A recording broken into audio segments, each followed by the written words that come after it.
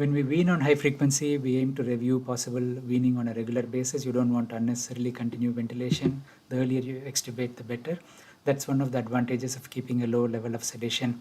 If you're on volume guarantee, wean the tidal volume as tolerated and wean the mean airway pressure. And if not on volume guarantee, wean the MAP and amplitude as tolerated based on the FiO2 and blood gases. If the baby is on short-term ventilation and is improving quickly, we can extubate directly from high frequency. Once you reach a MAP of 8 to 10, the smaller the baby, you accept a MAP of 8 to 9, and the bigger baby closer to 10. And FiO2 less than 0.3. The amplitude doesn't really make a difference as long as the baby is stable clinically with a normal CO2. If there is long-term ventilation, most units switch to conventional ventilation once stable on high frequency and low settings, and then we can wean off the conventional ventilation. So you don't want to sedate these babies unnecessarily, and some units are more comfortable weaning the long-term babies on conventional ventilation. So it's both ways are fine. It's very important to monitor the baby.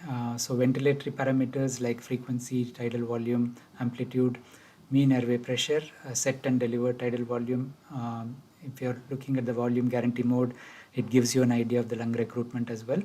IE ratio, the DCO2 and FiO2, and follow the trend of the DCO2 with the PCO2, which will reduce the number of gases you need.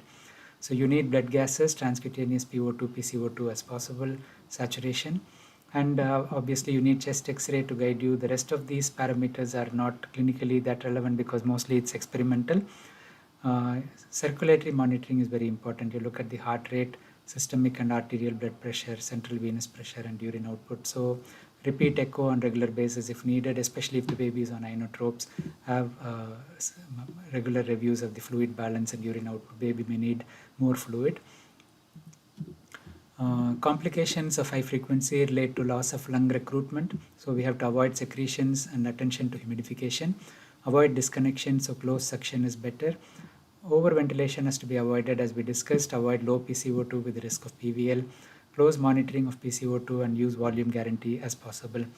Obviously, circulatory compromise is less often seen if you are using the current approach as well as volume guarantee, but you avoid over distension, watch the lung improving and adjust the MAP accordingly.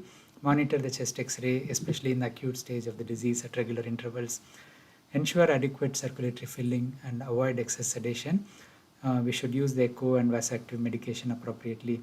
We should be aware that the increased risk of air leak with high frequency, but if you're using the appropriate recruitment maneuvers, you're dropping down to the optimal pressure and monitoring and changing appropriately. If you use volume guarantee as well, the risk of air leak is not high.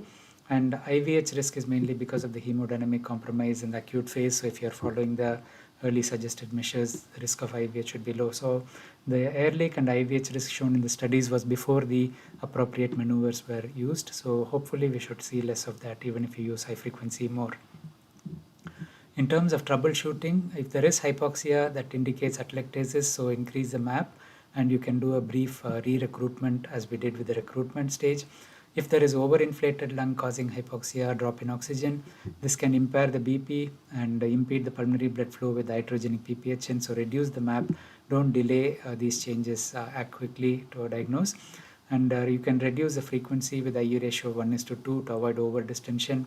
You may consider echo with fluid balance. Again, hypotension where the MAP is high and you have to reduce the MAP or give a fluid bolus and vasoactive medication support. So there is plenty of evidence to study high frequency and conventional, and you can see that BPD risk, death or BPD and ROP risk are reduced. However, any air leak risk was higher. So this is the study, the Cochrane meta-analysis, and this was in 2015. And the same details in little more detail, and the strategy that is currently discussed was not used in most of the studies. So we need more studies to look at these aspects, and I would recommend you to go through the details of these studies.